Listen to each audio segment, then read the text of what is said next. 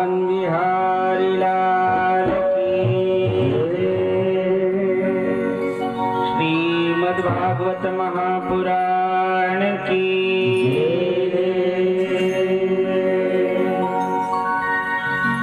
श्यामा तेरी आरती कन्हैया तेरी आरती करेगा संसार करेगा कर जोड़ की।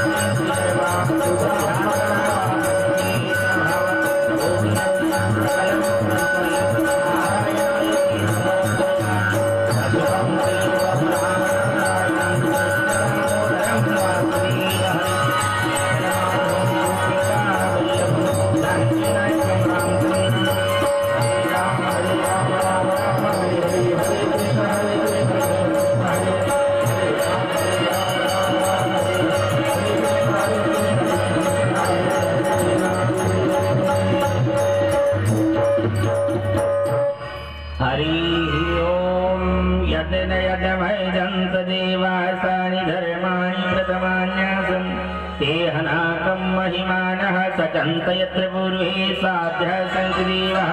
ओम राजाधिराजाय प्रसह्य सायिने नमो वयं वैश्रवणाय कुर्महे समे कामान् कामकामाय मह्यं कामेश्वरो ददातु कुबेराय वैश्रवणाय महाराजाय नमः।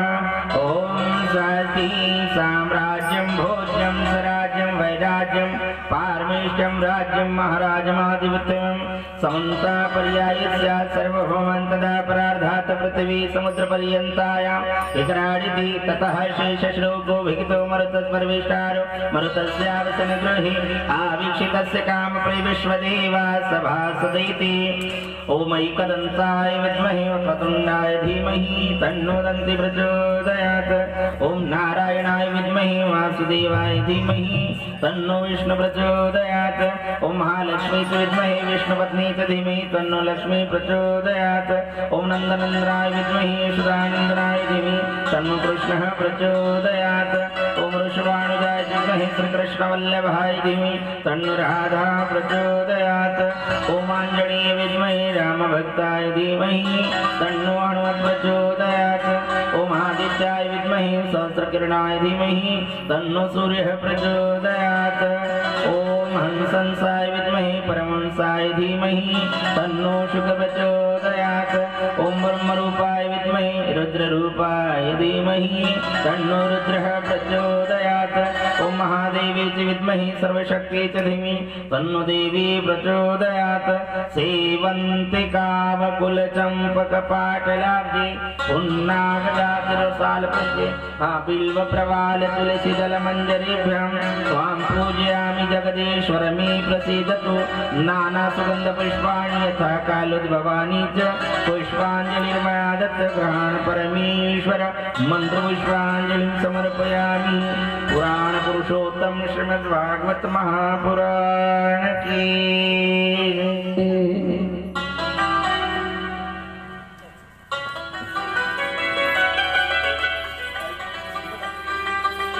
स्वस्ति श्री गणेशाय नमः। श्री सरस्वती नमः। श्री गुरुचरण कमलेभ्यो नमः। श्री उमा महेश्वराय नमः।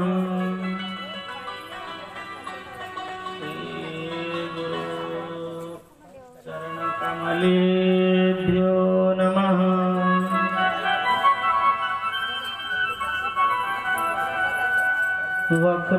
वक्रतुण्ड महाकाय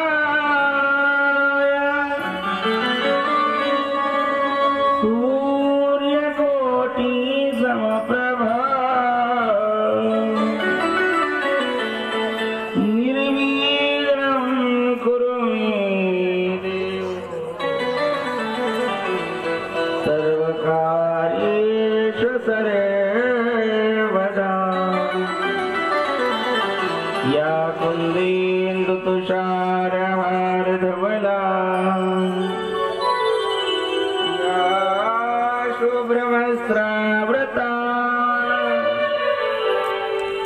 या वीणावरदण्डमण्डितकरा या श्वेतपद्मासना या ब्रह्मांशंकर प्रभुति मेरे देवी सदा वंदिता। सामा पातु सरस्वती भगवती निशेष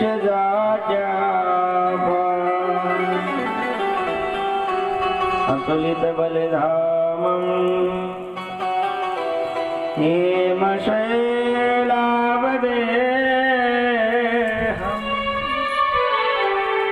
धनुजवनं कृशानं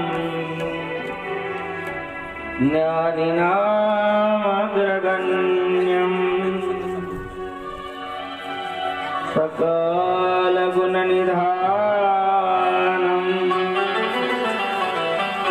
वानराणामधीशम्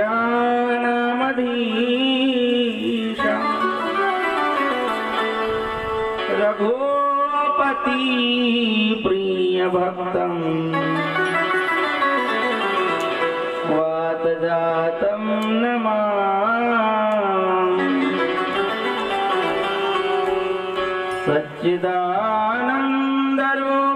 सच्चिदानन्दरूपाय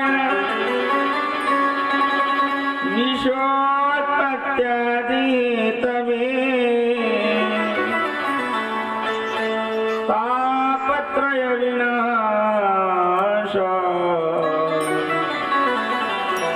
श्रीकृष्णाय वयं नमः। भक्ति भक्त भगवंत गुरु चतुर्नाम वपुएक जिनके पद वंदन करो नासत विघ्नानि सब द्वारन को छोड़ के मैं आयो तेरे द्वार। ये वृषभानुदुलारी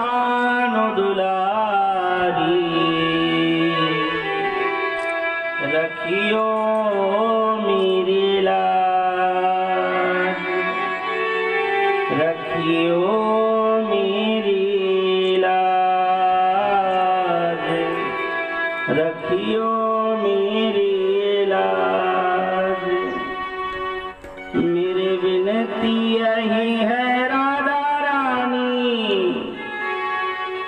मेरी विनती यही है राधा रानी, कृपा बरसाए रखना राधा रानी, कृपा बरसाए रखना। ओ तेरी विनती यही है राधा रानी, मेरी विनती यही है राधा रानी, कृपा बरसाए रखना, कृपा बरसाए रखना। बड़े भाव और श्रद्धा के साथ भगवान का भजन करिए।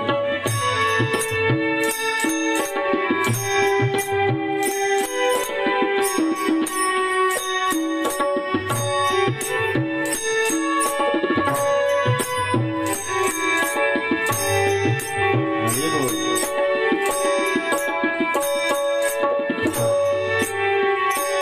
मेरी विनती यही है राधा रानी, मेरी विनती यही है राधा रानी, कृपा बरसाए रखना राधा रानी, करुणा बरसाए रखना।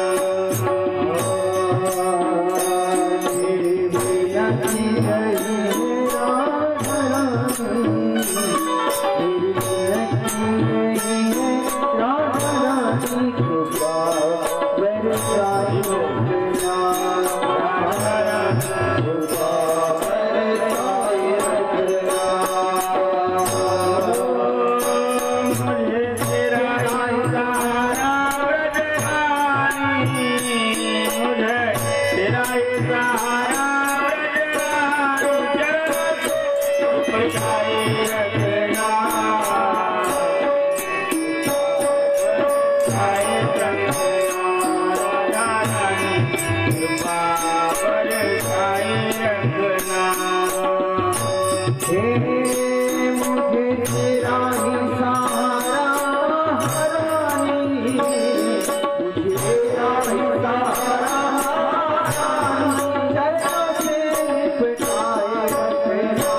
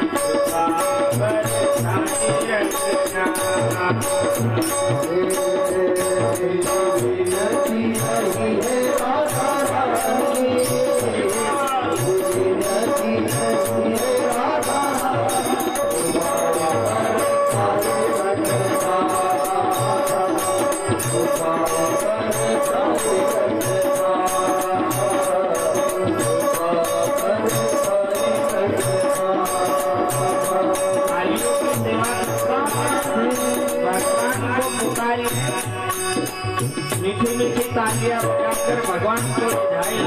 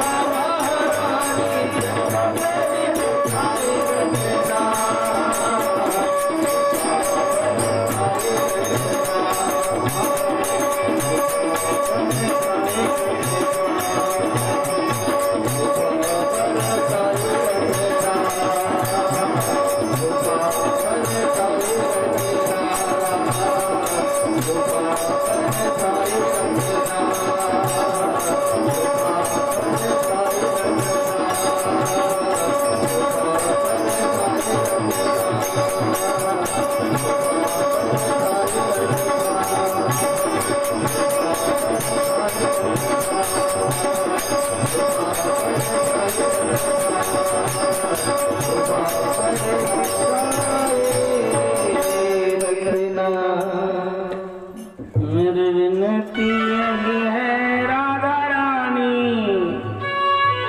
कृपा बरसाए रखना। राधा रानी चरणों से लिपटाए रखना, मुझे तेरा ही सहारा ब्रज रानी, मुझे तेरा ही सहारा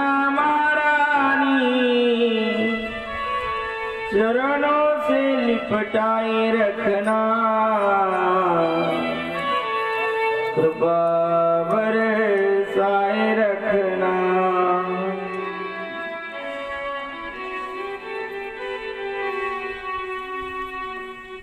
परम मंगल में परात्पर अखिलेश्वर अकारण कारण करुणा वरुणालय अखिल गुण निधान रुक्मणी प्राण संजीवन जगदाधार नंद नंदन श्याम सुंदर ब्रजनंदन कृष्ण चंद्र परमात्म्याच्या असीम कृपेने भक्ती प्रदायिनी मुक्ती प्रदायिनी कलिमलहारिणी पाप निवारिणी सुखकारिणी अमृतमयी प्रेममयी भक्ति प्रदायिनी भगवत भागीरथी कथा गंगा,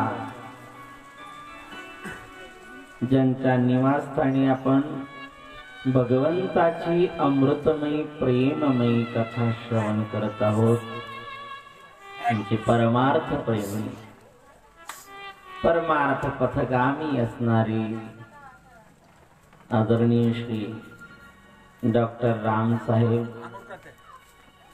आणि या ठिकाणी इथपर्यंत येण्याचं सौभाग्य मला प्राप्त झालं. आमचे बंधुवत स्नेह करणारे, आताच नाही 8-10 वर्षापासूनचा आमचा संबंध आहे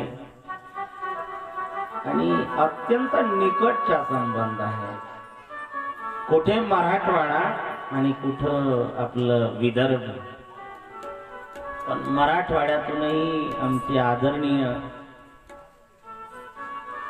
अगदी परमार्थामध्ये ज्यांचा प्राण होता शिंदे महाराज, आणि त्यांच्यामुळे त्या ठिकाणी वारकरी संप्रदायाचा प्रचार प्रसार त्यांच्या माध्यमातून होत गेला. आणि त्यांचेच सुपुत्र असणारे आमचे बंधुवत स्नेह करणारे आणि अत्यंत स्पष्टवादी असणारे आमचे नंदकिशोरजी महाराज, आणि यांच्या माध्यमातून आदरणीय श्री डॉक्टर साहेबांची भेट झाली. आणि हा सुंदर पवित्र पावन पुनीत आणि कार्तिक मासामध्ये भगवंताची अवीट रसाळ मंत्रमुग्ध करणारी, अगदी पावन पतितालाही पावन करणारी ही कथा आम्हाला श्रवण करण्याचं सौभाग्य प्राप्त झालेलं आहे. उपस्थित सर्व मंडळी सर्वांच्या बद्दल आदर आणि प्रेमभाव व्यक्त करतो. नारदाच्या गादीहून सर्वांना विनम्र भावाने अभिवादन करतो आणि भगवंताच्या कथेला आपण प्रारंभ करू.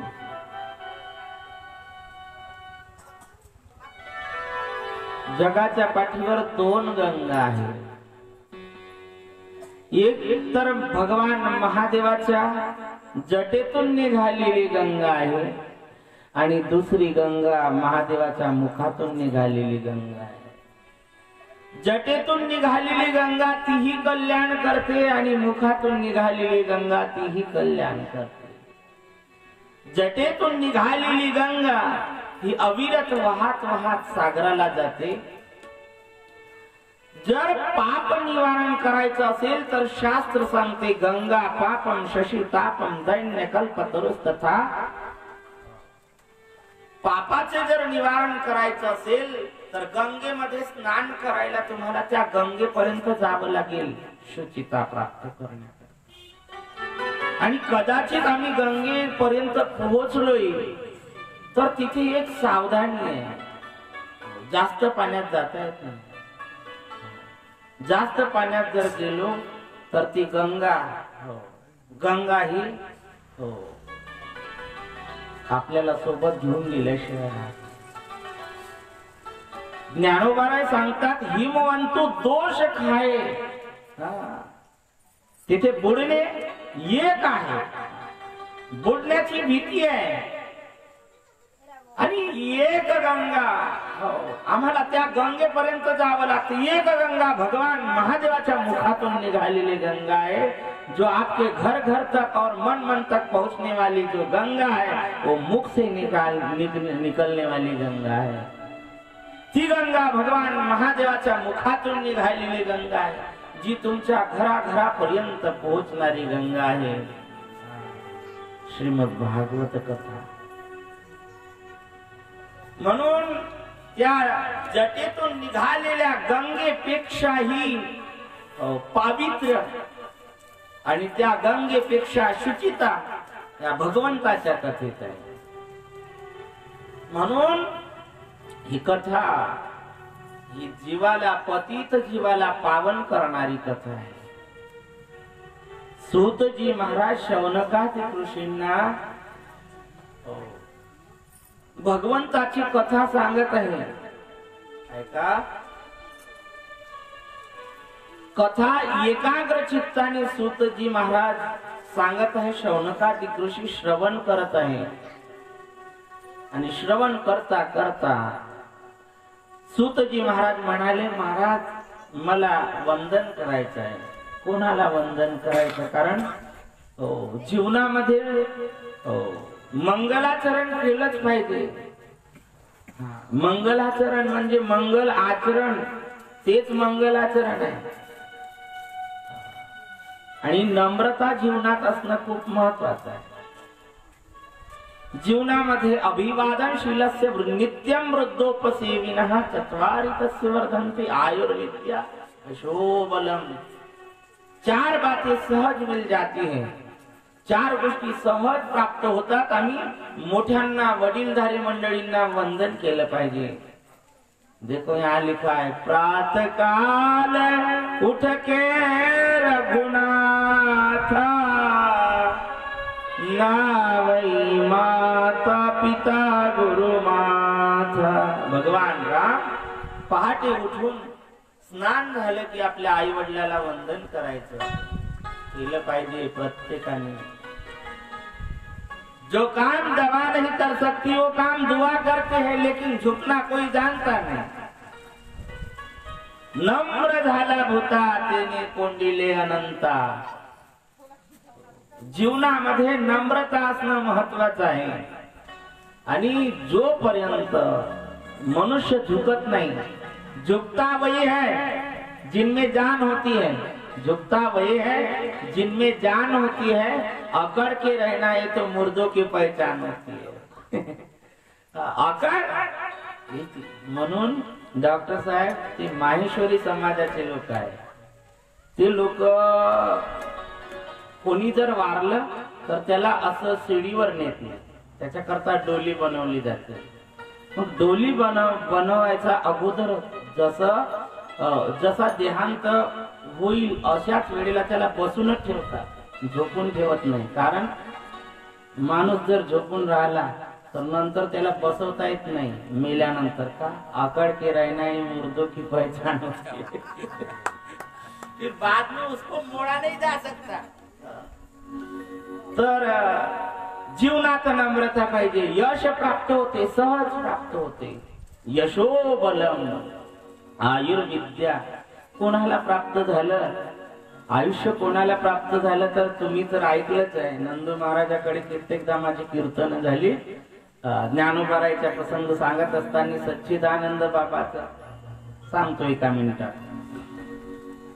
एक सुंदर शृंगार केलेली स्त्री आहे, हातामध्ये हिरव्या बांगड्या घातलेल्या आहे, कपाळाला सौभाग्यवतीचं कुंकू लागलेलं आहे. लावलं पाहिजे सर्वांनी. रस्त्याने चाललेली आहे. चालता चालता ज्ञानोबारायचं सुंदर सुकुमार असणार मुख कमल बघितलं आणि साधू बघितले. महत्वाची गोष्ट, ज्ञानोबारायला बघितलं आणि ज्ञानोबारायच्या जवळ गेली. ती सती जायला निघालेली होती. रस्त्याने चालायला लागलेली आहे की आता आपल्याला आपला देह संपवायचा आहे, सती जायचं आहे. रस्त्यात ज्ञानोबारायला बघितलं. काय स्वरूप आहे ज्ञानोबारायांचं? राजस सुकुमार मदनाचा पुतळा, पुरडे केस आहेत ज्ञानोबारायचे. सुंदर काय असेल स्वरूप आपण कल्पना करू शकत नाही. ज्ञानोबाराय चाललेले आहे. मुक्ताई आहे, निवृत्ती दादा आहे, सोपान काका आहे आणि ज्ञानोबाराय चाललेले आहे. आणि आता आपण संपणार आहोत. एवढं तिच्या अंतःकरणामध्ये घर केलेली जी भावना होती त्या भावनेने ती चाललेली होती. ज्ञानोबारायचं दर्शन ज्ञानोबारायला दुरून अवलोकन केलेलं आहे आणि विचार केला आता आपल्याला तर जायचं आहे, पण जाते वेळी एखाद्या साधूचे, एखाद्या महात्म्याचं दर्शन केलं पाहिजे तर जीवन कृतार्थ होईल आणि आपण आपला उद्धार झाल्याशिवाय राहणार नाही. म्हणून त्या इतक्या घाईमध्ये मागून प्रेत येत आहे आपल्या पतीचं आणि अशा अश्रू भरल्या अंतःकरणाने ती ज्ञानोबारायच्या चरणावर मस्तक ठेवते. ज्ञानोबारायने आशीर्वाद दिला. ज्ञानोबाराय म्हणायला लागले अखंड सौभाग्यवती भव. तिने डोकं वर केलं आणि अश्रू भरल्या नेत्राने ज्ञानोबारायच्या पुढे हात जोडून विनम्रतेने म्हणायला लागली महाराज हा आशीर्वाद या जन्माचा आहे की पुढल्या जन्माचा. ज्ञानोबाराय म्हणायला लागले अगं असं का बोलतेस तू. ती म्हणायला लागली महाराज हे मागावून येणारं जे प्रेत आहे ना माझ्या पतीचं आहे. आता सांगा हे प्रेत सत्य आहे की तुमचा आशीर्वाद सत्य आहे. तुम्ही तर ब्रह्मज्ञानी आहात. सांगा आशीर्वाद सत्य आहे की प्रेत सत्य आहे सांगा तुम्ही. ज्ञानोबाराय म्हणायला लागले माझ्या सत्यवादाचे तप वाचा केली बहुत कल्प. इतकं तप माझं आहे माझी वाचा काही असत्य राहू शकत नाही. ज्ञानोबाराय म्हणायला लागले काय नाव ग तुझ्या पतीचे. सच्चिदानंद. अरे कालच ऐकलं ना सच्चिदानंद ज्याचा तिन्ही कालात अभाव राहत नाही. त्रिकाला बाधित्वम सत्यत्वम बाधरहित्यम सत्यत्वम अभाव प्रतियोगित्वम सत्यत्वम. ते सत्य असते तो तर सच्चिदानंद असतो जो कधी मरत नाही जो कधी जो अविरत आहे अखंड आहे आणि अपरिवर्तनीय आहे त्याला सच्चिदानंद म्हणतात. जो अखंड आहे अपरिवर्तनीय आहे. प्रेत खाली ठेवलं आणि आवाज दिला उठ सच्चिदानंदा. उठ सच्चिदानंदा म्हणता बरोबर जसं झोपेतून माणूस जागा होतो ना तसं सच्चिदानंद बाबा जागे झाले आणि समोरची ज्ञानेश्वरी ज्ञानोबारायने सांगितली आणि लिहिण्याचं कार्य सच्चिदानंद बाबांनी केलं. म्हणून जीवनामध्ये हो वंदन करणं गरजेचं आहे नमन करणं गरजेचं आहे. म्हणून सूतजी महाराज शौनकादिक ऋषींच्या पुढे आपल्या गुरुदेवाचे सुपुत्र आहे कोण शुकदेवजी महाराज त्यांना वंदन करतात. यम प्रवर्धन्तमनुपेतमपेत कृत्यम द्वैपायनो विरह कातराजुहाव पुत्रेति तन्मयतया तरो विनीदुस् त्वं सर्वभूत हृदयं मुनिमानतोस. महाराज आपण ज्यांना वंदन केलं ते कोण आहे त्यांचा जन्म कसा झाला त्याकरता सुंदर अशा प्रकारची कथा सांगितली.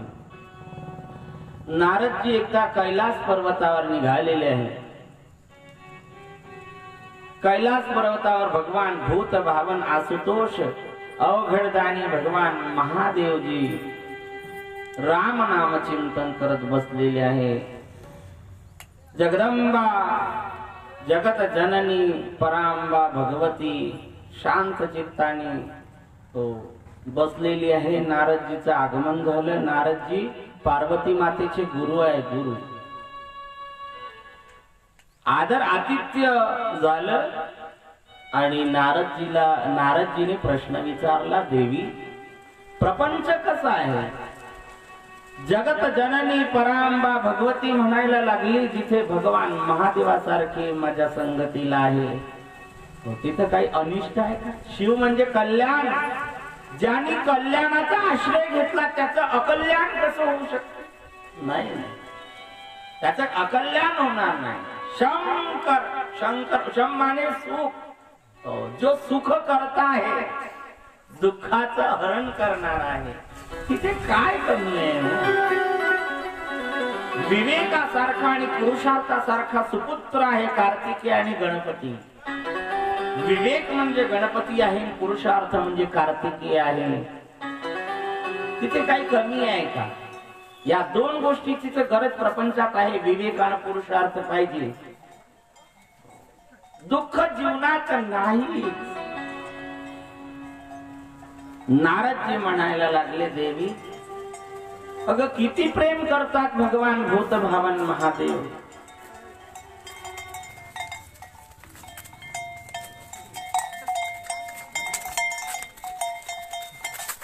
किती प्रेम करतात, हो इतकं प्रेम करतात की त्यांनी स्वतःकडे असणारा जो गुप्त मंत्र आहे तो सुद्धा मला दिलेला आहे. तो मला दिला, कोणाला ते काही सांगितलं नाही. नारदजी म्हणायला लागले, सर्व गोष्टी तुम्हाला सांगितल्या पण एक गोष्ट सांगितली नाही. म्हणजे कोणती गोष्ट आहे? नारदजी म्हणायला लागले, मी ती तुम्हाला सांगणार नाही. म्हणजे अहो सांगा तर कोणती गोष्ट आहे जी भगवान महादेवानी मला सांगितली नाही? म्हणजे एकदा विचारा, त्यांच्या गळ्यात ज्या मुंडाची माला आहे ती मुंड कोणाची? नारदजीचं काम झालं, नारदजी निघून गेले. जगदंबेच्या मनामध्ये त्या शब्दाने घर केलेलं आहे. नाही, जगदंबा विचार करायला लागली, अशी कोणती गोष्ट आहे जी नारदजीने आपल्याला सांगितली, विचारा म्हणून महादेवाला.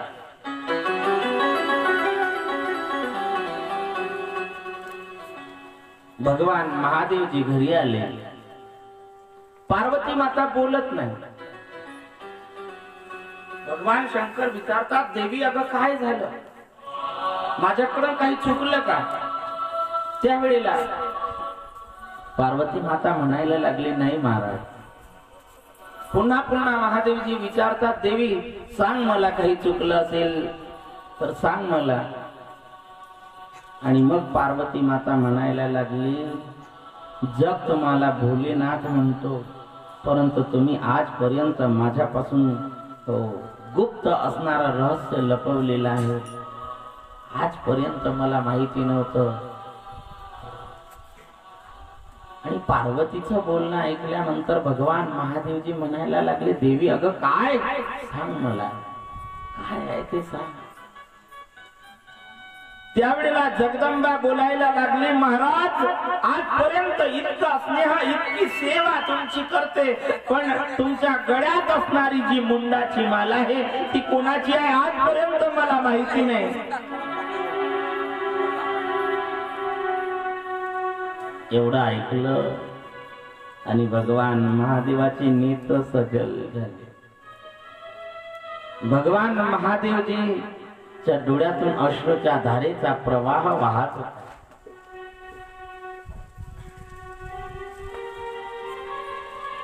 भगवान महादेवजीच्या डोळ्यातले अश्रू बघितले आणि जगदंबेने विचारलं, महाराज मी काही अनुचित तर तुम्हाला विचारलं नाही, तुम्हाला तुमच्या मनाला तर लागलं नाही, तुम्हाला दुःख तर झालं नाही. त्यावेळेला भगवान महादेवजी म्हणायला लागली, देवी तू जे प्रश्न विचारला ना त्या प्रश्नाचं उत्तर मी आज तुला देणार आहे. देवी अगं ज्या मुंडाच्या मालेचा प्रश्न तू मला विचारलेला आहे, त्या मुंडाच्या माला आणखी दुसऱ्या कोणाचीच ते मुंड नाही, हे मुंड तुझे आहे देवी. अगं तुझा विरह मला सहन होत नाही, तू माझ्यापासून वेगळी राहावी असं मला वाटत नाही.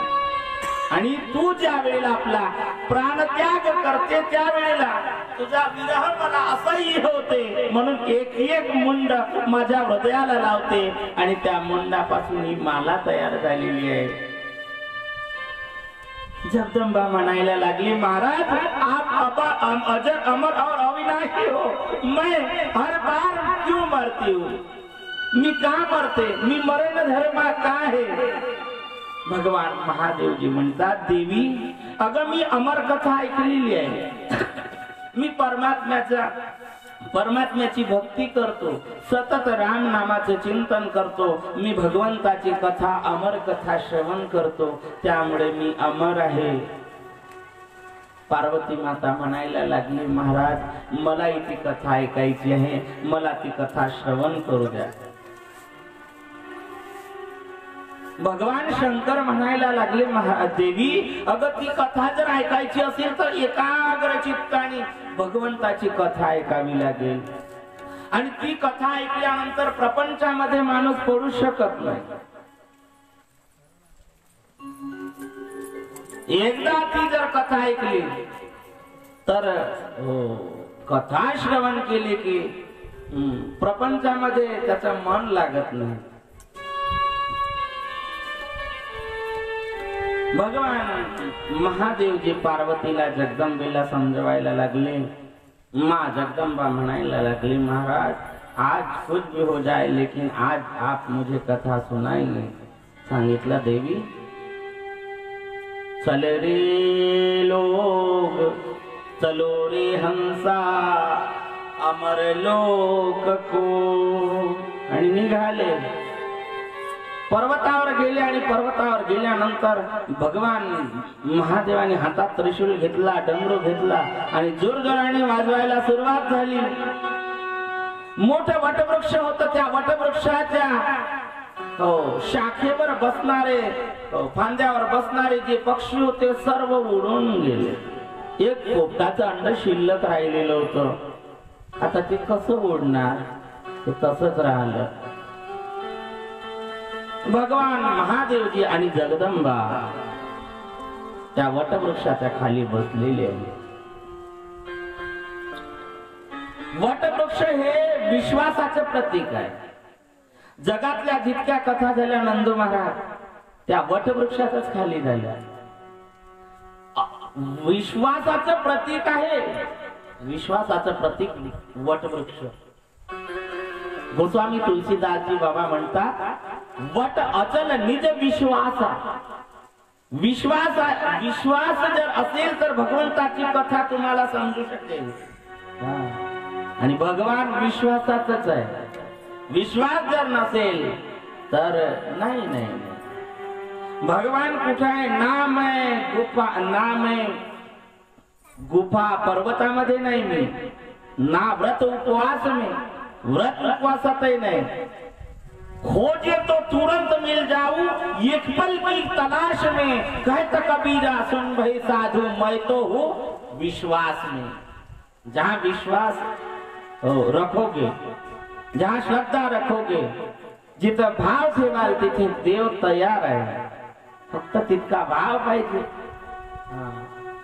म्हणून विश्वासाच्या छत्रछायेत आता देशातले काही नास्तिकवादी लोक म्हणतात राम झालेच नाही। आता या घोबड्यांना सूर्य कसा दिसल? यांना सूर्याचं दर्शन होऊ शकत नाही, कारण त्यांचे डोळे दिवसा फुटती डोळे उघडाचे। ज्ञानोबा सांगतात यांना नाही कळणार। काही लोक म्हणतात इतकं अस्तित्व प्रभू रामचंद्राचं आहे, ईश्वर मानत नाही। काही काही लोक इतके नास्तिकवादी लोक आहेत ज्यांना ईश्वराचं अस्तित्व त्यांना कळत नाही। कशा करता सांगतो, विश्वास जर असेल तर भगवंताची कथा कळेल। या कथेचा वास्तविक जीवनाशी संबंध आहे। आपण सिरियल पाहतो, धारावाहिक पाहतो, अगोदर पैराग्राफ होते आणि त्या पैराग्राफ वर लिहून येते ये घटना का वास्तविक जीवन से कोई संबंध नहीं, ये घटना कल्पना मात्र है। पण ही भगवंताची कथा कल्पना मात्र नाही, या कथेचा वास्तविक जीवनाशी संबंध आहे। ही कथा केवळ परिस्थिती करता निर्माण झाली नाही। बोलता बोलता डॉक्टर साहेब म्हणे, महाराज मी परीक्षिती व्हायला तयार आहे, तुम्ही शुद्ध होता का? आता आमचा तर अधिकार नाही इतका, पण चांगली तयारी आहे, व्हायला पाहिजे जीवनात। परीक्षिती म्हणजे दुसरं कोणी नाही, जीव म्हणजे परीक्षिती आहे। त्या परीक्षितीला 7 दिवसात जायचं होतं, आम्हालाही 7 दिवसात जायचं आहे। तयारी करके रखो, बिस्तर बांध के रखो। और कौन सी गाड़ी में बैठना है? हरि नाम की गाड़ी निकली।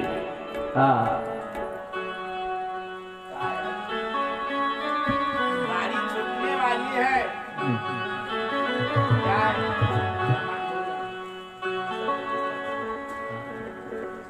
हरि नाम का टिकट निकालो, गाड़ी छूटने वाली है।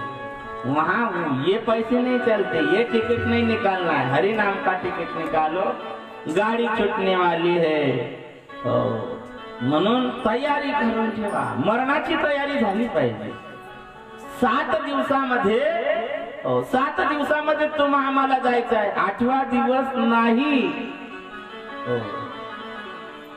आणि मरण तर प्रत्येकाचं काय आहे निश्चित आहे, हो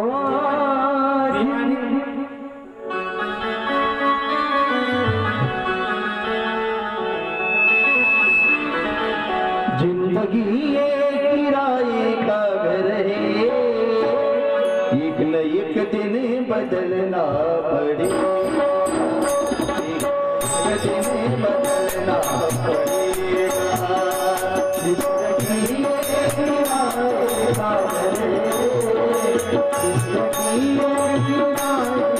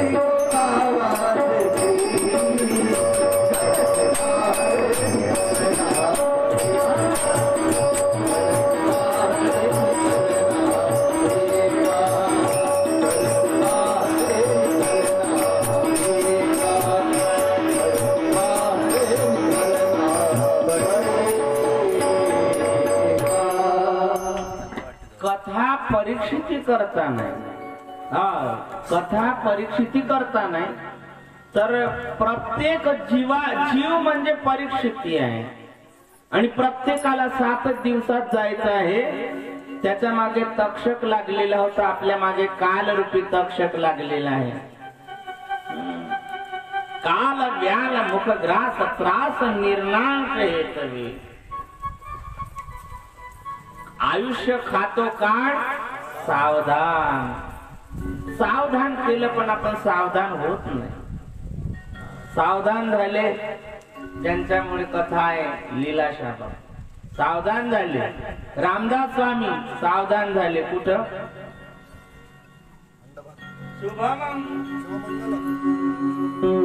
शुभ मंगल सावधान, शुभ मंगल सावधान. एक नाही अष्टक आहे, 8 वेळा मंगलाष्टक. अष्टक त्याचं नाव आहे, म्हणजे 8 श्लोक आहे. 8 वेळा सांगते ते मंगलाष्टक. शुभ मंगल सावधान शुभ मंगल सावधान सावधान मंगल सावधान सावधान सावधान. 8 झाल्यानंतर वाजंत्रे सुरू वाजलं आणि लोक टाळ्या वाजवतात. बरं झालं आतापर्यंत सांगितलं ऐकलं नाही. आता बरं झालं फसला तू. हो फसला म्हणून लोक टाळ्या वाजवते. त्याच्या करता टाळ्या आहेत त्या. म्हणून आयुष्य खातो काय आता घरच्या महाराज असं झाला. आता वेळ निघून गेली. सावधान व्हायचं होतं तेव्हा सावध नाही झालं. हो तर ही आयुष्य खातो काळ सावधान. काळ हा आपल्या माग लागलेला आहे. घडी घडी आपली वाट पाहतो. दौड़ा जाए रे समय का घोड़ा ओ दौड़ा जाए रे समय का घोड़ा. दौड़ा जाए रे समय का घोड़ा ओ दौड़ा जाए रे समय का घोड़ा. लोक म्हणतात आम्ही आता करू भजन नंतर करू भजन. महाराज लग्न झाल्यानंतर आमचं सगळं बरोबर होईल नंतर भजन करू. मुलं झाल्यानंतर भजन करू. मुलं नोकरीवर लागल्यानंतर भजन करू. हो नातू झाल्यानंतर भजन करू. चालला जमा दौड़ा जाए रे समय का घोड़ा ओ दौड़ा जाए रे समय का घोड़ा.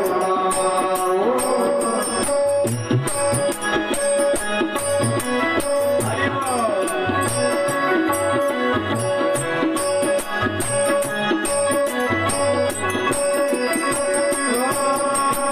राम नाम जपते से बंदे राम नाम जपते से बंदे राम नाम जपते से बंदे राम नाम जपते से बंदे जो नाम कलोरा दौड़ा जाए रे समय का घोड़ा. दौड़ा जाए रे समय का घोड़ा.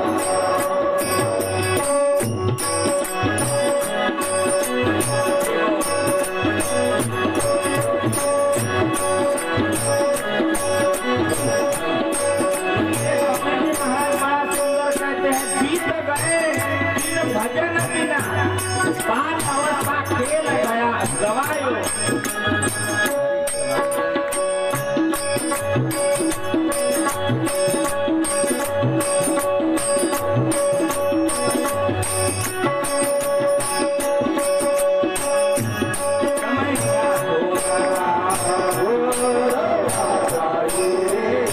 समय का समय का घोड़ा दौड़ा जाए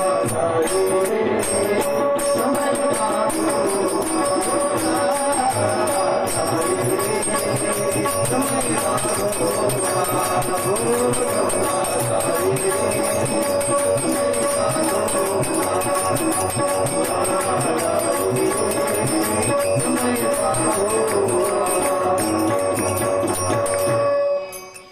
समय चला जाएगा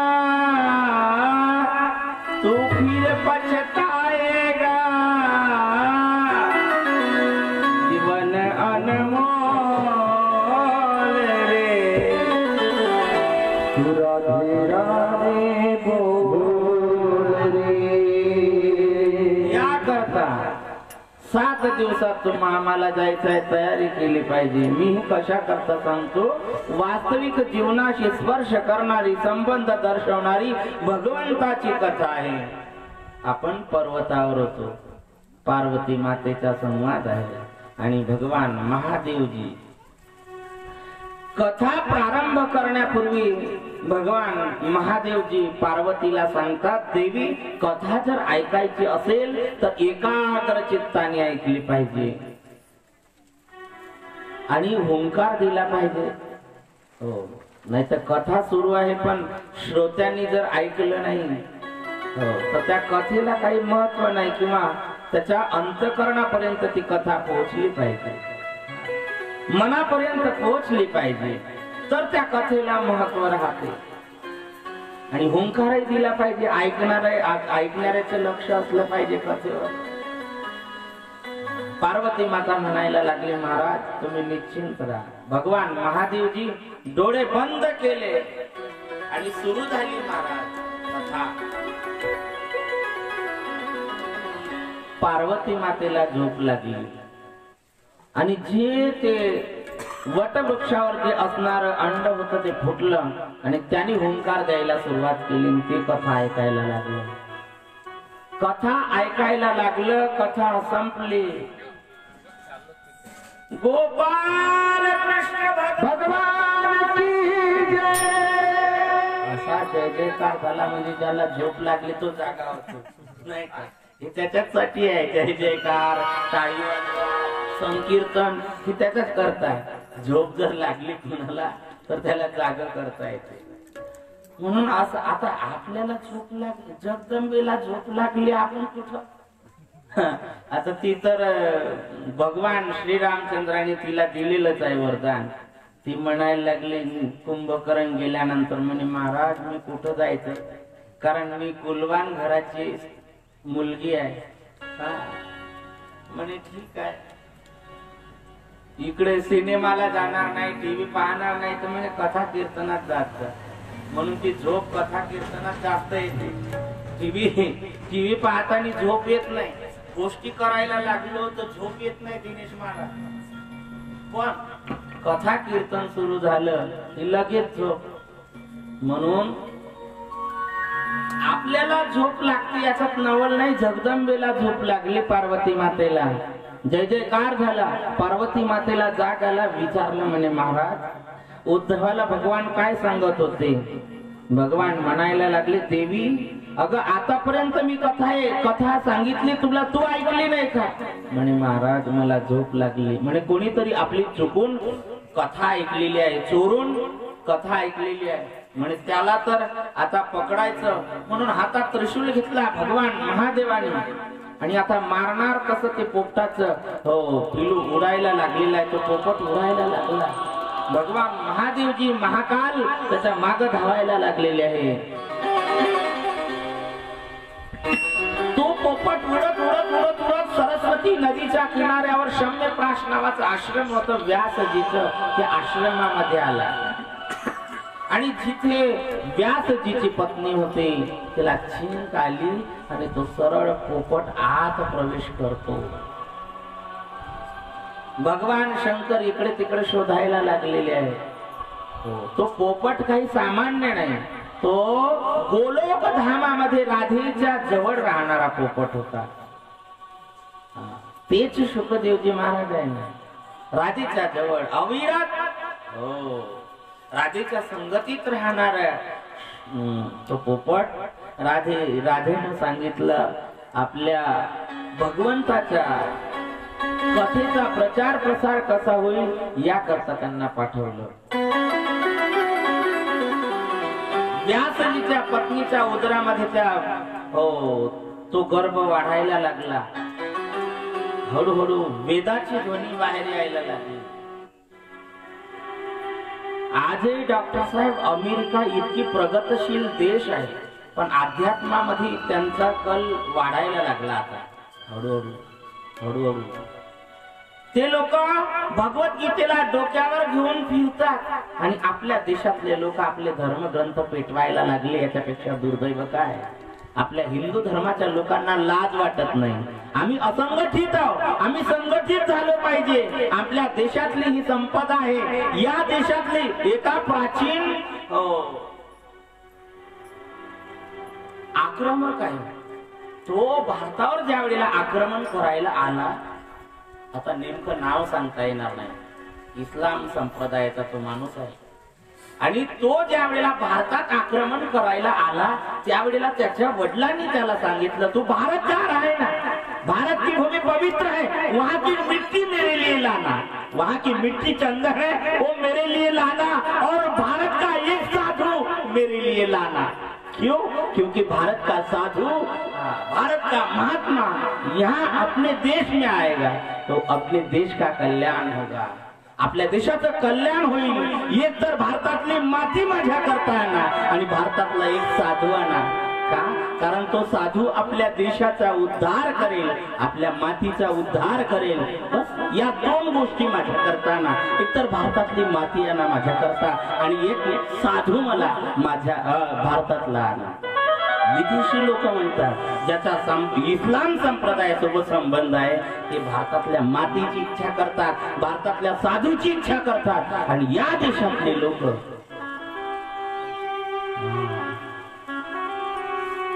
शोकांतिका आहे.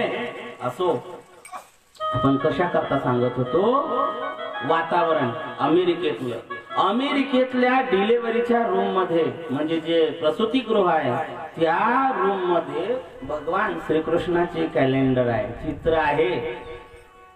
आणि आपल्या देशात आपल्या घरात सुद्धा आपण लावत नाही. महापुरुषाचे चित्र, महापुरुषाचे फोटो आम्हाला ऊर्जा देतात, पॉझिटिव्ह एनर्जी देते. म्हणून असले पाहिजे आपल्या घरी.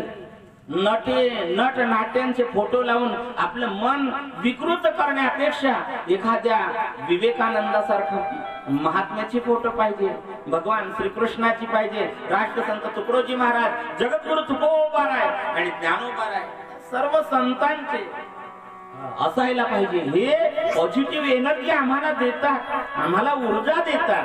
यही से तो हे ऑपरेट करते आपल्याला डॉक्टर साहेब, हे आम्हाला क्रियान्वित करते. म्हणून असलं पाहिजे. आजही आमच्या देशातल्या लोकांना 16 संस्काराची जाणीव नाही, कोणत्या वेळेला कोणता संस्कार होतो याची जाणीव नाही. फक्त आता शेवटचा संस्कार राहिला, अंतिम संस्कार. और 4 लोग उसी समय एक साथ चलते हैं जब उसे कंधे पर लेके जाना होता है. जिवंतपणी माणसं कोणाला उचलत नाही हो. नंदू महाराज, एखादा गरीब पोरगा असेल तर त्या पोराला कोणी मदत करते का? अरे जिवंत असताना त्या पोराला उचला, त्याला समाजामध्ये उंच करा, त्याला थोडं पुढाना, त्याला थोडी मदत केली, थोडा जर धक्का लावला तर तो पोरगा पुन्हा पुढे जाईल. पण माणसं जिवंतपणे कोणाला मदत करत नाही. आणि मेल्यानंतर सगळे एकत्रित येतात उचलायला, सगळे एकत्रित येतात, पण जिवंतपणे कोणी कोणाची काळजी घेत नाही.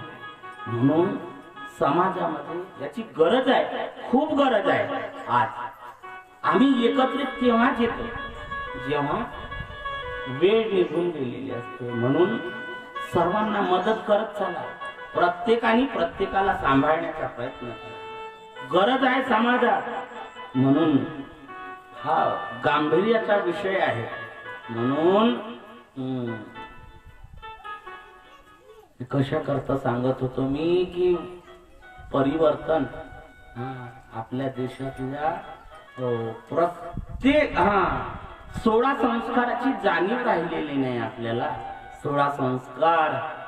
गर्भवती असेल तर त्यावेळेला तिने काय करावं हे सुद्धा त्यावेळेचे संस्कार सांग. त्यावेळेला धार्मिक ग्रंथाचं अनुष्ठान केलं पाहिजे, वाचन केलं पाहिजे, कथा कीर्तन श्रवण केले पाहिजे.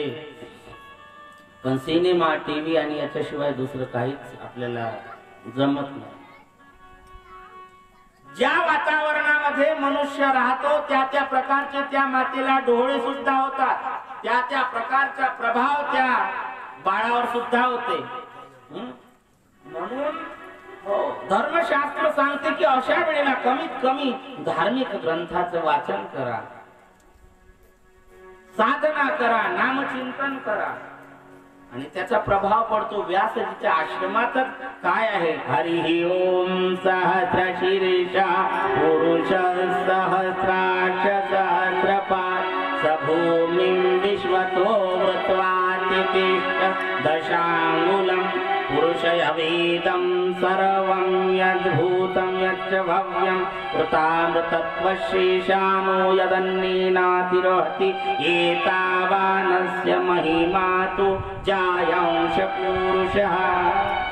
वेदाची ध्वनी ते गर्भ सुद्धा वेद ध्वनी बाहेर काढायला लागलं। व्यासजीची पत्नी म्हणायला लागली, महाराज माझ्या गर्भातून सुद्धा वेदाची ध्वनी बाहेर यायला लागली, वेद मंत्र बाहेर यायला लागले। आणि पहा व्यासजीला आनंद झाला। 12 वर्षापर्यंत गर्भातच राहिले, 12 वर्ष लपाले रे।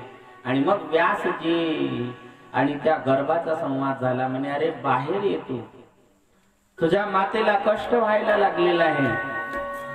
तो गर्भ बोलायला लागला, म्हणे मी जर बाहेर आलो तर भगवंताची माया आहे, दैवी यशा गुणमयी मम माया दुरत्यया मामेव ये प्रपद्यन्ते मायामितां करन्ति ते। बाहेर आलो की ही माया सोडणार नाही, त्रिगुणात्मिका परा मला भेटल्याशिवाय राहणार नाही। म्हणे अरे तू नाही थांबला तरी चालेल, निघून जा प्रपंचातून। तो गर्भ म्हणायला लागला, म्हणे महाराज कोळशाच्या खाणीत तुम्ही काम करा अथवा नका करू, उतरले की हात पाय काळे झाल्याशिवाय हे जगत तसं आहे। म्हणजे इथं जन्माला आलो की हो लागलं समजा सगळं माया मोह हे सगळं जंजाल अपने पीछे लगता है, हे लागलं समजायचं। म्हणे अरे पण त्रास होतो तुझ्या आईला, बाहेर ये। आणि मग कापत कापत बाहेर आले, 12 वर्ष लपाले रे। अंगावर कपडा नाही आणि तसेच पडून गेले, ते नागवेची पडून गेले रे। अडक खेळिया तुझ सांगतोय से जाणून खेळ खेळ। हुशार होते, निघाले पडत पडत रस्त्याने जायला लागले। व्यासजी मागोवा घेत निघालेले। पुत्रेति तन्मयतया तरो विनीदु, झाड वृक्ष झुकायला लागलेले आहेत, ती आवाज जायला लागले, पुत्र पुत्र पुत्र करायला लागलेले आहे। सर्व भूत हृदय मुनिमान तोसी। रस्त्यामध्ये असणाऱ्या ज्या कपडे धुणाऱ्या त्या माता भगिनी सरळ शुकदेवजी महाराज निघून गेले। व्यासजीचा प्रवेश झाला। त्या माता भगिनीने आपले वस्त्र सावरले। त्यावेळेला व्यासजीला प्रश्न विचारला, महाराज माझा व्यासजीने त्यांना प्रश्न विचारला, म्हणे माझा तरुण मुलगा इथून गेला, तुम्ही आपले वस्त्र सावरले आणि आता मी म्हातारा आहे, माझ्या पुढे तुम्ही वस्त्र सावरता। त्यावेळेला त्या माता भगिनी म्हणायला लागल्या, म्हणे महाराज तुमच्या मुलाला देहाचं भान नाही, स्त्री पुरुष हा भेद नाही, तर त्यांच्या पुढे वस्त्र आणि कशाला सावरायचे। व्यासजी महाराज निघून गेले। शुकदेवजी महाराज आलेले आहे। शुकदेवजी महाराजाला समाधी लागली, समाधी लागलेली आहे। व्यासजीने विचार केला की यांना इकडे कसं आणायचं, म्हणून आपल्या शिष्यांना दररोज श्लोक शिकवायचे। बरहापीडं नटवर वपो कर्णयो कर्णिकारं बिभ्रद्वास कनक कपीशं वैजयन्तीं च मालां रन्ध्रान् वेणुरधर सुदयो पूरयन् गोपवृन्दे वृन्दारण्यं स्वपदरमणं प्राविशद गीत कीर्ती। भगवान परमात्म्याच्या सुंदरतेचं वर्णन या श्लोकात आहे। मुलांनी तो श्लोक ग्रहण केला, कंठस्थ केला आणि वनामध्ये सरपण गोळा करायला गेलेले आहेत, इंधन एकत्रित करायला गेलेले आहेत. तितक्यामध्ये हा श्लोक गायला लागले. बरहा पीडम नटवर वपू कर्णयो कर्णिकारम. भगवान परमात्म्याने मोर पंख धारण केलेला आहे. आपीड म्हणजे मुकुट, मोराचा पंख भगवंतानी धारण केलेला आहे. अधरावर बासुरी आहे, पिंपळाचं पान लागलेलं आहे, पितांबर धारण केलेलं आहे, काळी कांबळी खांद्यावर आहे भगवंताच्या. आणि सुंदर असा भगवान परमात्मा ओ त्रिभंगी देवळा, असं परमात्म्याचं सुंदरतेचं वर्णन शुकदेवजी महाराजांनी ऐकलं. आता ज्या किती सुंदर असेल, ज्यांनी जगात रंग भरला, ज्यांनी फुलांमध्ये पंखांमध्ये ही जगतामध्ये परमात्म्याने अनेक प्रकारचे आता हे रंग तयार झाले. हे रंग त्यांनी तर रंग दिलाय, तो किती सुंदर असेल. नाम तुम्हारा तारनहारा कब तेरा दर्शन होगा.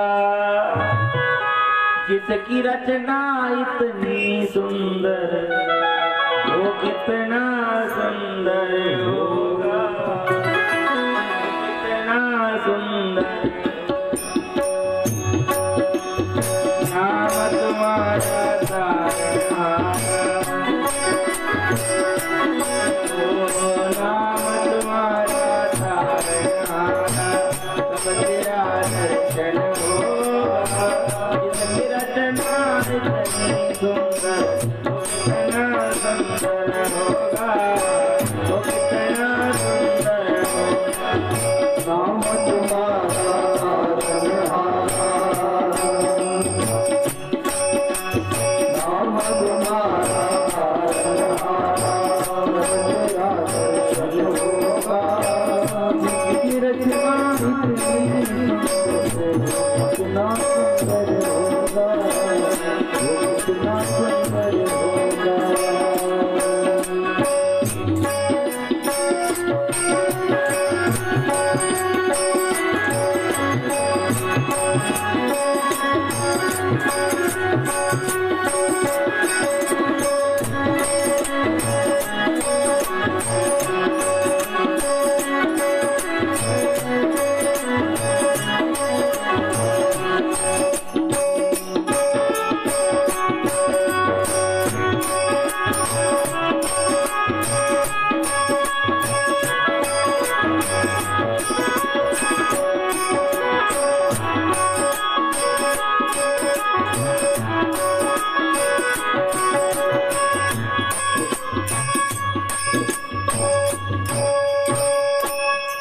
नाम तुम्हारा तारनहारा कब तेरा दर्शन होगा.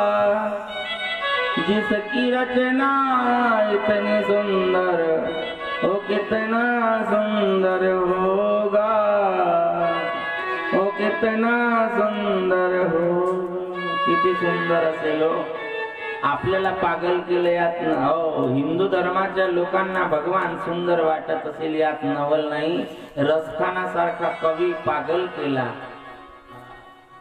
बादशाह सांगितलं अरे सब जगह जाना लेकिन वृंदावन कभी मत जाना, क्योंकि वहाँ काला कमलिया वाला बांसुरी वाला रहता है और एक बार उसको देख लिया जिसने, फिर वो तो वापस नहीं आता.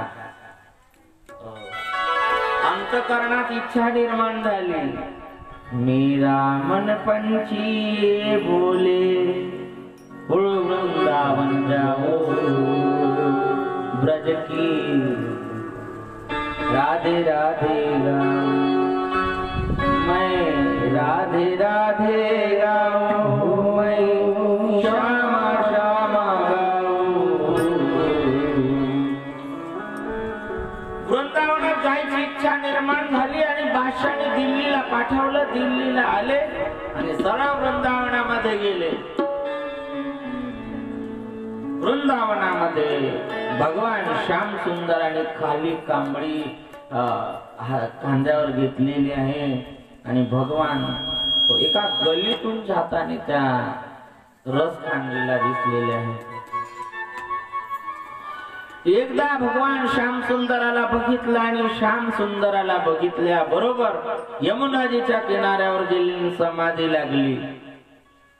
बादशाहाने विचार केला की रसखान वृंदावनला गेले पण परत आलेले नाही. आणि इकडे भजन सुरू आहे.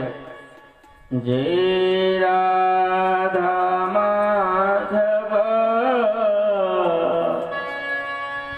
जय कुंज विहारिणी जय राधा माधव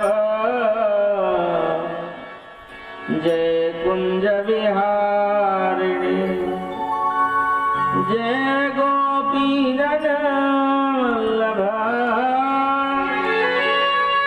जय गोवर्धन धारी. यमुनाजीची रज उचलली, मस्तकाला लावलेली आहे, भजन सुरू आहे. बादशाहाने सांगितलं अरे जाओ जहां भी हो मैं उठा के लाओ. बादशाहाचे सैनिक आलेले आहे, दूत आलेले आहे आणि यमुनाजीच्या किनाऱ्यावर भजन सुरू आहे. जय राधा माधव जय कुंज विहारिणी जय गोपीजन वल्लभा जय गोवर्धन धारी. सैनिक आले आणि सांगितलं महाराज आपको दिल्ली बादशाह ने बुलाया है. त्यावेळेला रसखान जी बोलायला लागले कौन सा बादशाह और कहा की दिल्ली. कोणी बोलावलं मला. अब तो मेरा सबसे बड़ा बादशाह वृंदावन बिहारी है और इस दरबार की चाकरी छोड़ के मैं किसी के दरबार में चाकरी नहीं करना चाहता. आणि त्याच दिवसापासून हो माणूस हो तो बसे वृंदावन धाम. रसखानजीने सुंदर कविता केलेल्या आहे आणि वृंदावन सोडून कधीच गेले नाही. म्हणून भगवान इतका सुंदर आहे. सुंदरतेचं वर्णन ऐकलं आणि विचार केला म्हणजे असेल कोणी सुंदर पण वैराग्याला काही गरज आहे का त्याची. काहीच गरज नाही. सोड जायला लागले होते पण थांबले. दुसरा दिवस उजाडला. दुसऱ्या दिवशी त्या मुलांना दुसरा श्लोक शिकवला. अहो बकियम स्तनकालकूटम जिगांसया पायदप्य साधवी लेभे गतिंधातुचितां ततोन्यं कमादयालुं शरणं व्रजे.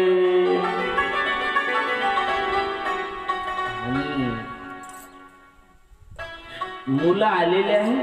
हा श्लोक गायला सुरुवात झाली आणि मग महाराज शुकदेवजी महाराजाची समाधी उघडली. का या श्लोकामध्ये भगवान परमात्म्याच्या उदारतेचं वर्णन आहे की भगवान किती उदार आहे. जी पूतना भगवंताला मारण्याकरता स्तनामध्ये विष भरून आलेली आहे त्या मारणाऱ्या पूतनेला भगवान परमात्म्याने स्वतःच्या आईला जी गती दिली नाही ती गती त्या पूतनेला दिली. यशोदा मैयाला जी गती दिली नाही, यशोदा मैयाला जी गती दिली नाही ती गती भगवान परमात्मा कोणाला देतात. कोणाला देतात.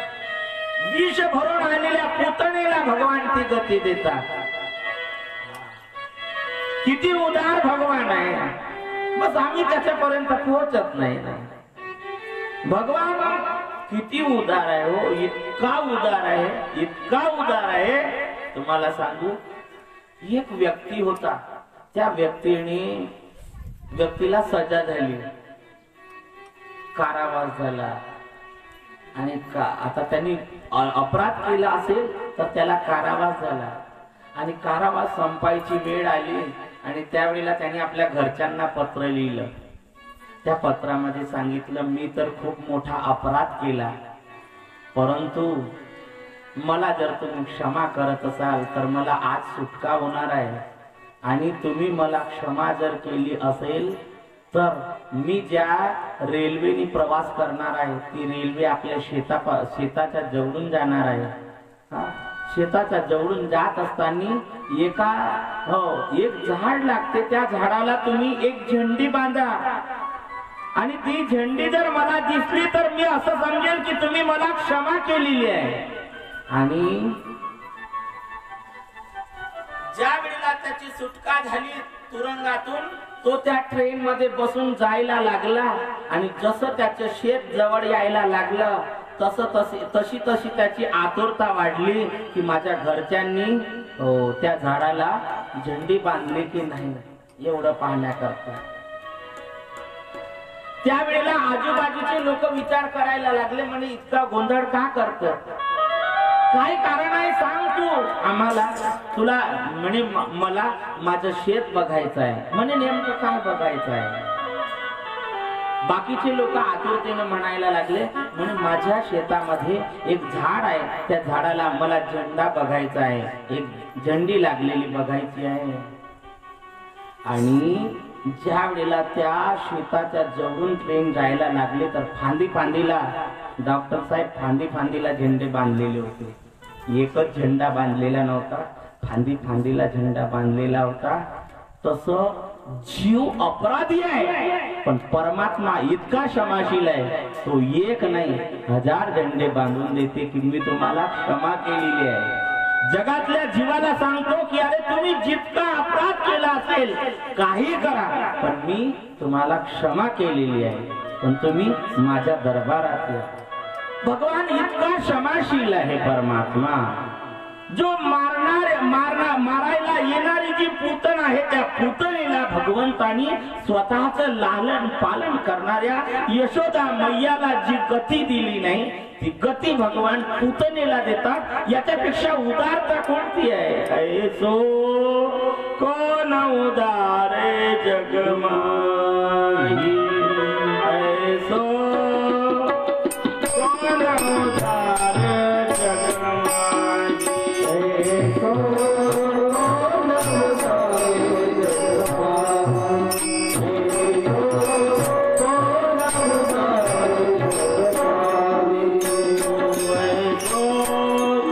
उदार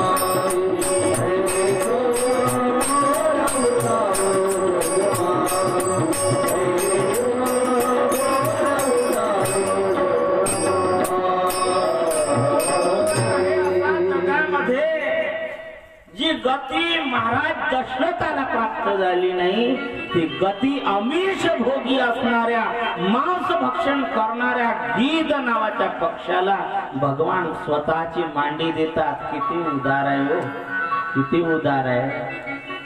गीध नावाच्या पक्षी नंदू महाराज लोक आपण त्याला निकृष्ट समजतो पण भगवंतानी त्याला मांडीवर घेतलं हो, स्वतःच्या हाताने हो त्याचा अंतिम संस्कार केला.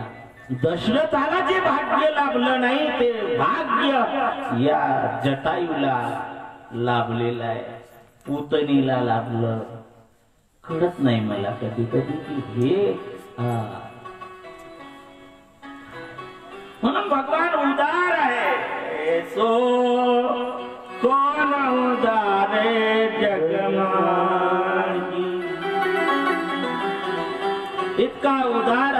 परमात्मा ऐकलं आणि मग निघाले कोण? शुकदेवजी महाराज. चले आएंगे हम बिहारी जी, सुन लो रे हमारी. घरी आल्यानंतर कितीही विद्वान जरी असले, घरचा शिक्षक असला पण घरच्या मुलाला शिकवता येत नाही. त्याला जर शिकवायचं असेल तर त्याला बाहेरच पाठवावं लागते, दुसऱ्याकडे ट्युशनला पाठवावं लागते. तसं शुकदेवजी महाराज आल्यानंतर व्यासजींनी त्यांना जनका करतात. जनक भोगी नाही, योगी आहे. योगी योग वशिष्ठ रामायणामध्ये काय महाराज सुंदर वर्णन आहे. तर जनकजीकडे यांना पाठवलेलं आहे. जनकजीच्या दारामध्ये शुकदेवजी महाराज उभे आहे आणि 10 मिनिटं तसंच उभं ठेवलं कडक उन्हामध्ये. कडक उन्हामध्ये का उभं ठेवलं माहितीये? अगोदर परीक्षा घेतली की यांच्या ठिकाणी वैराग्य आहे की नाही, काय काय आहे म्हणून. आणि तितक्यामध्ये शुकदेवजी महाराजांनी निरोप पाठवला. म्हणे जा सांगा मी शुक आलेला आहो, मी शुक आलेला आहो. एवढं ऐकलं जनकजी म्हणायला लागले त्यांना सांगा जे आणलेलं असेल ते टाकून. म्हणजे अंगावर वस्त्र नाही, कमरेला करकोटा नाही, कॉपिन नाही, काय टाकायला सांगितलं मला? काय टाकायला सांगितलं? अहंकार टाकायला सांगितला, मीपणा सोडायला सांगितला. आणि तो ज्या वेळेला सोडला त्यावेळेला जनकांनी जवळ घेतलं. शुकदेवजी महाराजाला शिक्षा आणि दीक्षा दोन्ही दिलेल्या आहेत. शिक्षा दीक्षा संपली आणि शिक्षा दीक्षा संपल्यानंतर शुकदेवजी महाराज जाण्याची तयारी करतात. परंतु ज्याच्याकडून आपण काही शिकलेलो आहोत त्याला दक्षिणा दिली पाहिजे, गुरु दक्षिणा दिली पाहिजे. आपण शिकलेला आहोत म्हणून त्याला काहीतरी दिलं, त्यांना काहीतरी दिलं पाहिजे. म्हणून शुकदेवजी महाराज जायच्या वेळेला विचारायला लागले, गुरुदेव मला काहीतरी तुम्हाला द्यायची आहे, भेट द्यायची आहे. काय तुम्हाला देऊ, काय देऊ त्याची व्हावे उतराई. काय द्यायचं तुम्हाला? जनकजी महाराज म्हणतात मला काही लागेल.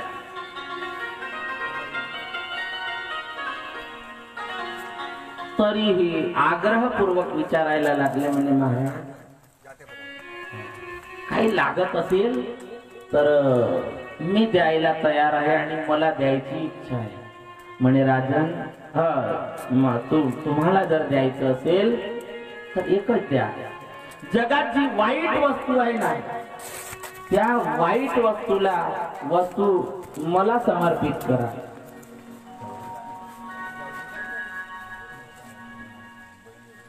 कोणती वाईट वस्तू आहे? मग शुकदेवजी महाराज निघालेले रस्त्याने दगड सापडला. दगड हीच कथा ऐकली होती तुम्ही डॉक्टर साहेब कॉलवर, हीच कथा ऐकली. दगड पडलेला होता, त्या दगडाला उचललं.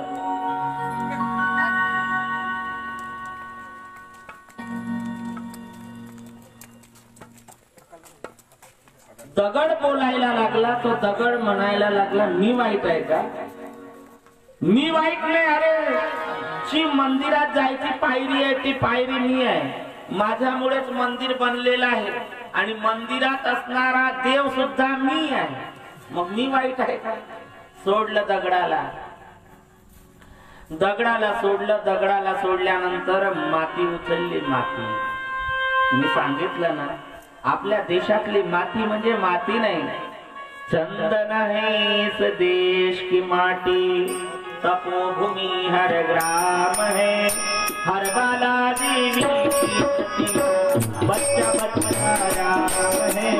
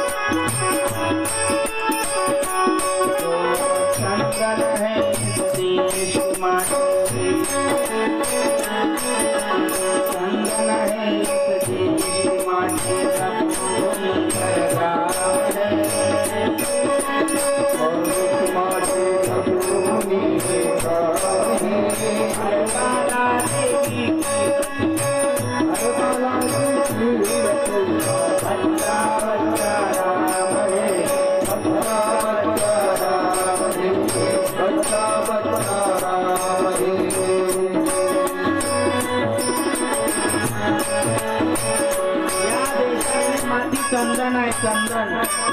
ज्यावेळेला स्वामी विवेकानंद विदेशातून भारतात परत यायचे त्यावेळेला विमानतळावर स्वामीजी उतरायचे आणि या भारतातली माती आपल्या अंगावर घ्यायचे.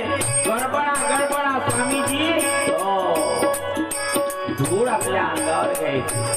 या देशातली माती चंदन आहे.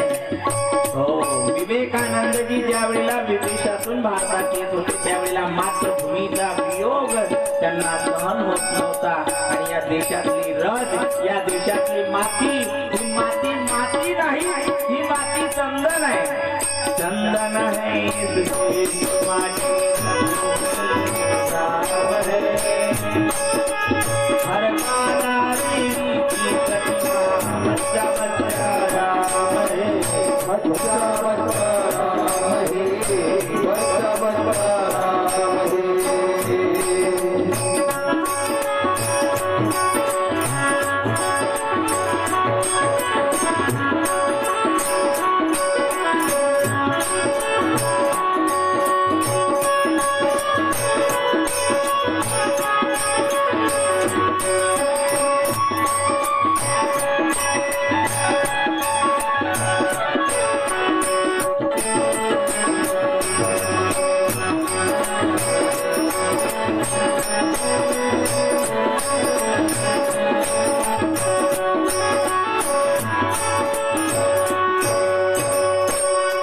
या देशातली माती चंदन आहे.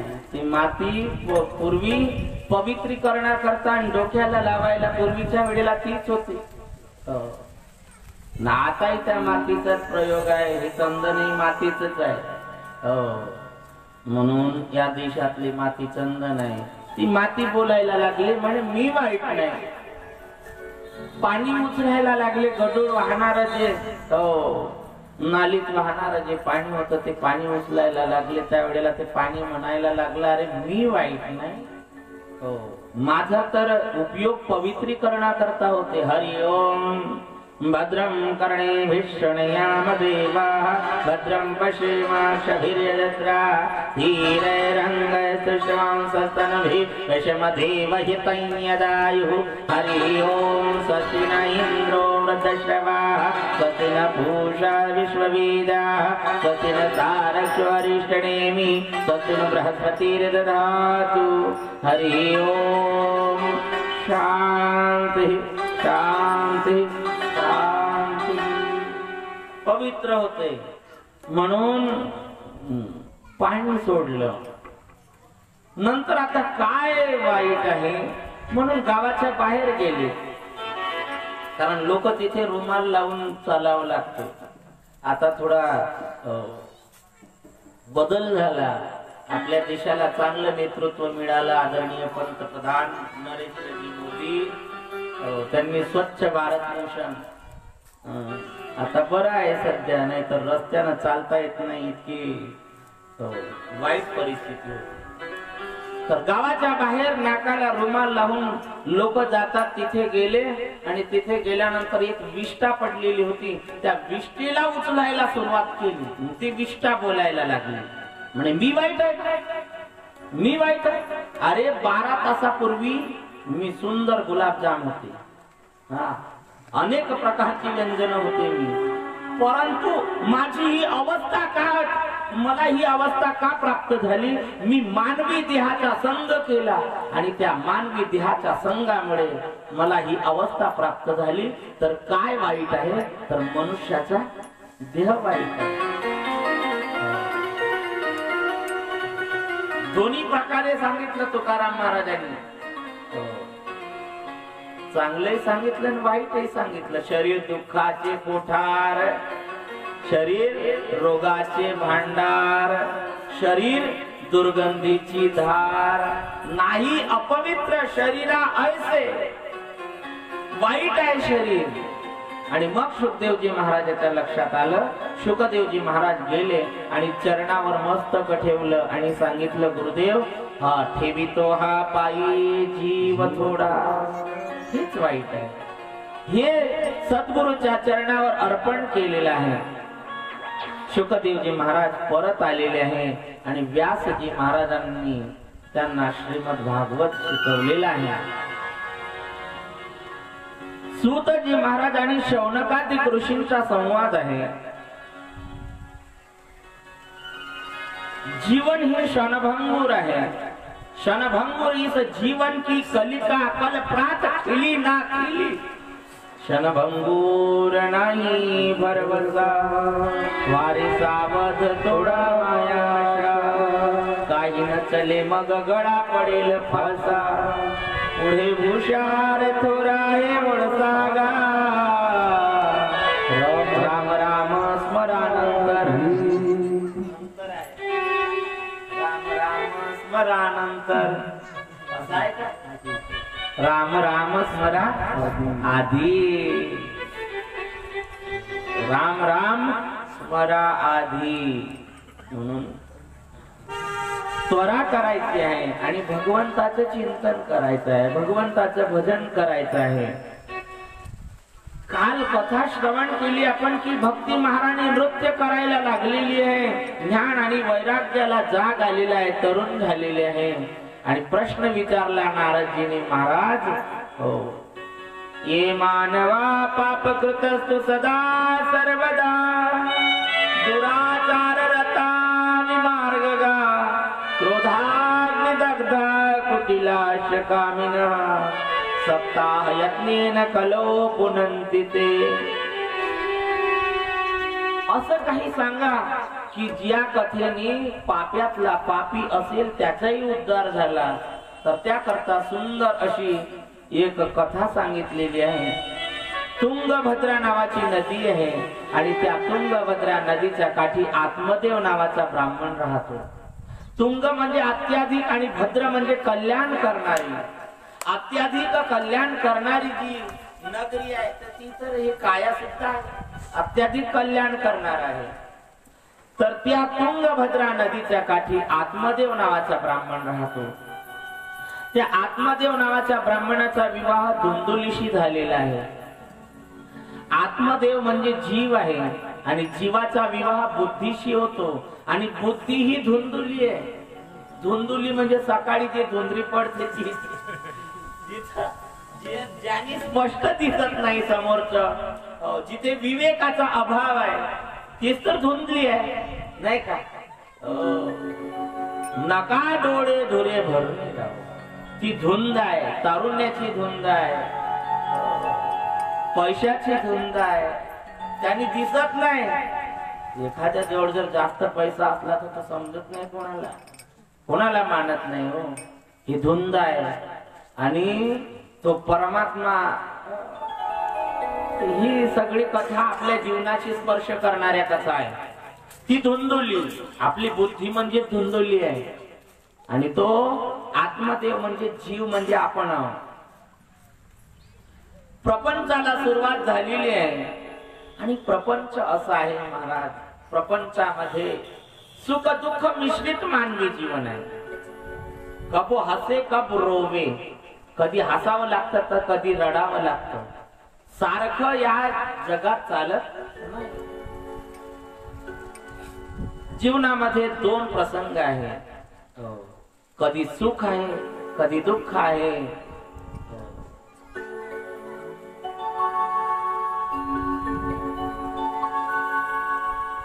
माणसाचं प्रारब्ध इतकं विचित्र आहे की जिथे खायची व्यवस्था नाही तिथे भगवान परमात्म्याने इतकी संतती दिलेली आहे, इतकी संतती दिलेली आहे.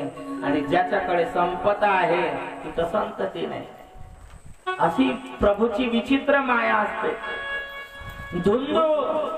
धुंदुली आणि आत्मदेव राहायला लागले. प्रारब्धाचा विचित्र खेळ आहे. अंगणामध्ये असणारी जी झाडं होती त्या झाडाला फुलं लागत नाही. घरी असणारी जी गाय आहे तिला वासरू झालेलं नाही, पाळत झालेलं नाही. आणि याला पत्नी होती तिला सुद्धा मुलगा झाला नाही. आणि प्रपंचामध्ये रडण्याशिवाय दुसरं काय आहे, रडायला लागलेले आहे, दुःख झालेलं आहे. आणि मग विचार करायला लागले की आता काय करायचं. जीव प्रपंचातल्या दुःखाने दुःखी झाला की मग त्याला शरीर सुद्धा नको वाटते. इथपर्यंत माणसाची स्थिती चालली जाते. हा एका सरोवराच्या काठी आला आणि आता मरणार. तिच्यामध्ये साधूची भेट झाली. संत हे दयाळू आहे, कृपानिधी आहे. साधूने विचारलं, बाळा अरे काय करतोस. महाराज मला मरायचं आहे. म्हणे अरे ही आयुष्य परमात्म्याने सुंदर हा नरदेह आपल्याला दिलेला आहे, असं मरण्याकरता दिलेलं नाही. म्हणे महाराज मला संतती नाही, अनेक प्रकारचं मला दुःख आहे. साधूंनी सांगितलं अरे परमात्म्याने जसं ठेवलं तसंच राहिलं पाहिजे आणि त्याच्या इच्छेनेच जगायला पाहिजे. ठेविले अनंत तैसेची राहावे. पण प्रपंचातल्या लोकांना इतकं सांगू शकत नाही, समजू शकत नाही. ठेविले अनंत कुठं समजणार आहे प्रपंचातल्या लोकांना. त्यांना तर तुरंत प्रॅक्टिकल पाहिजे, तुरंत पाहिजे सगळं. वेळही लागत नाही, वेळही नको. साधू महात्म्याने सांगितलं बघ तुला 7 जन्म पुत्र नैवच नैव, 7 जन्मापर्यंत तुला मुलगा नाही. म्हणे महाराज मग तर आता लगेच मरतो.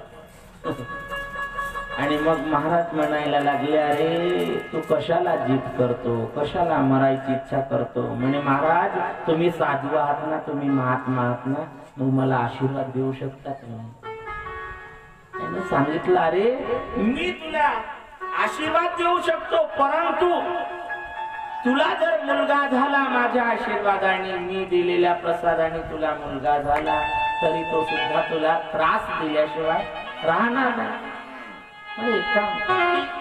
त्याच्यापेक्षा न झालेला बरा नाही. म्हणे महाराज मला व्हायला पाहिजे. साधूने सांगितलं तो तुला त्रास देईल. फळ दिलं. फळ घेऊन घरी आला आनंदाने. घरी आला आणि आपल्या पत्नीला सांगायला लागला म्हणे अगं बघ आपल्याला आता साधूचा प्रसाद मिळालेला आहे आणि आपल्याला संतती होणार आहे. आनंद होता. पत्नीला ते फळ दिलेलं आहे म्हणे हे फळ तू भक्षण कर. आता ती धुंदुली आहे, विवेक नावाची वस्तूच नाही. ती विचार करायला लागली म्हणे फल भक्षणात गर्भस्यात. म्हणजे हे फल जर भक्षण केलं तर गर्भ राहील मला, आणि गर्भवती जर झाली तर लालने पालने दुःख, प्रसूताय आमचं दुःख, व्यालीच्या वेदना, अनेक प्रकारच्या वेदना आहे. नाही गृहीम जानाती प्रसूत वेदना, ती जाणू शकत नाही. त्यांचं दुःख त्यांना माहिती. म्हणजे इतकं दुःखाचा पर्वत आपल्यावर कोसळल्याशिवाय राहणार नाही. म्हणजे आपण करायचं का. म्हणून तिच्या बहिणीला तिने आपली व्यथा सांगितली. ती म्हणायला लागली सोपा उपाय आहे, मला गर्भ राहिलेला आहे, मला जी संतती होईल ती तुला आणून देईल, तू फक्त नाटक कर. आणि हिने आपले कपडे बांधून नाटक करायला सुरुवात केली. तिला मुलगा झाला. हिने आपल्या पतिराजाला आणि जे फळ होतं ते फळ हिने गाईला चारलं. हिच्या बहिणीला मुलगा झाला आणि हिने आपल्या पतिराजाला सांगितलं म्हणे महाराज आपल्याला मुलगा झालेला आहे. पहा किती आनंद झाला. आनंद हो. प्रारब्ध जर प्रतिकूल असलं, प्रारब्ध जर अनुकूल असलं तर सुख एकामागे एक सुख आल्याशिवाय राहत नाही. आता पहा अंगणात असणाऱ्या झाडांना फुलं लागली आणि गाईला सुद्धा मुलगा झाला. दोन्ही मुलांना जवळ घेतला आणि आत्मदेवाने नामकरण करायला सुरुवात केली. म्हणे काय नाव ठेवायचं. गाई सारखे याचे का नाही म्हणून याचं नाव काय. घनश्याम महाराज गोकर्ण आहे. गाई सारखे का नाही म्हणून याला गोकर्ण नाव ठेवलं. या धुंदुली पासून या मुलगा जन्माला आला. म्हणजे नव्हता तिचा पण तिचाच म्हणावं लागेल ना. तर ती म्हणायला लागली म्हणे याचं नाव माझ्याच नावाला जुळतं पाहिजे. माझं नाव धुंदुली तर याचं नाव धुंदुकारी ठेवू आपण. आणि मग धुंदुकाली जुडलं पाहिजे पाहायचा. आमच्या घनश्याम महाराजाला पुत्ररत्न झालेला आहे त्याच्यामुळे हो. तर नाव असे आहे पोराच्या आईच्या इच्छेनं नाव ठेवायचं नाही तर बिघडल्याशिवाय राहत नाही ताल. म्हणून आता पहा नामकरण झालं, त्याचं नाव धुंदुकारी ठेवलं आणि याचं नाव गोकर्ण. दोघही वाढायला लागले. गोकर्ण पंडितो महान धुंदुखारी महाथला. एक सदाचारी आहे, एक दुराचारी आहे, एक सज्जन आहे, दुसरा दुर्जन आहे आणि हळूहळू वाढायला लागलेले आहे. धुंदुकारी हा 5 वैश्याच्या संपर्कात गेला. त्या 5 वैश्या म्हणजे 5 विषय आहे आणि ते चोरी करायला लावतात जीवाला. जगात जे जे काही तुम्हाला दिसते वर्तमानपत्र आपण रंगून पाहतो त्याचं कारणच ते आहे. 5 विषय आहे.